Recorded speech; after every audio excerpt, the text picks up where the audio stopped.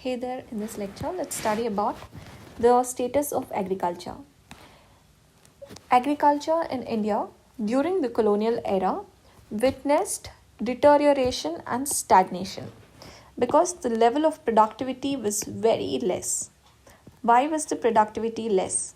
There were certain reasons for this. Let's understand them in detail now.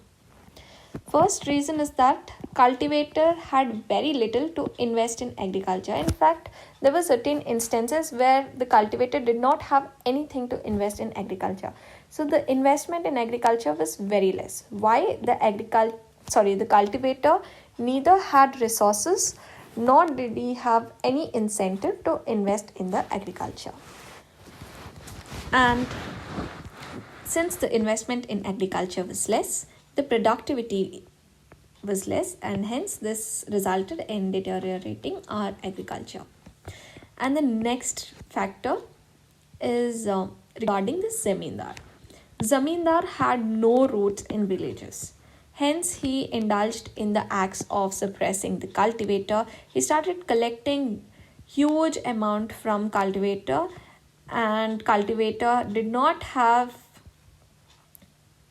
any incentive to invest in the agriculture, and again this loop continued.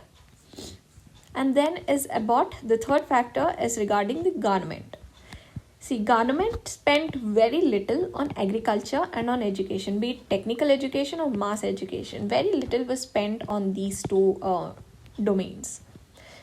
Let's understand this way. See, today if you get to see any government focusing excessively on the development of agricultural universities, it gives a very positive message, because tomorrow this university is gonna bring a lot of expertise in this field of agriculture, which in turn is going to have a very positive impact on the agriculture by enhancing the productivity, right?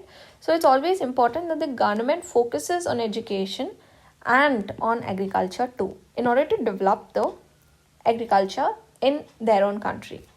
So since the British government spent very little on agriculture and on education, it had an impact on the productivity, and hence it deteriorated the agriculture in India. And the fourth factor is regarding the land. The land in India was fragmented. Because of this fragmentation of land, the productivity was less, and hence this happened. And why was land fragmented? There was this sub-infeudation which was happening. See, for example, if I am demanded to pay a certain amount of fee and I do not have that money, what I do is that I pay that money in the form of a land that I have. So how much ever land I have, I just give them in order to compensate that payment. So this is called infeudation.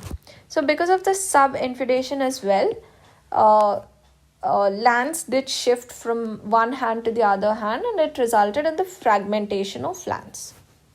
So because of the fragmentation of land, introducing the modern technology became absolutely difficult, because the size of the land did not favor the introduction of modern technology. So all these four factors did contribute in deteriorating the conditions of the agriculture and thereby making it stagnant. So that's about this lecture. Thank you.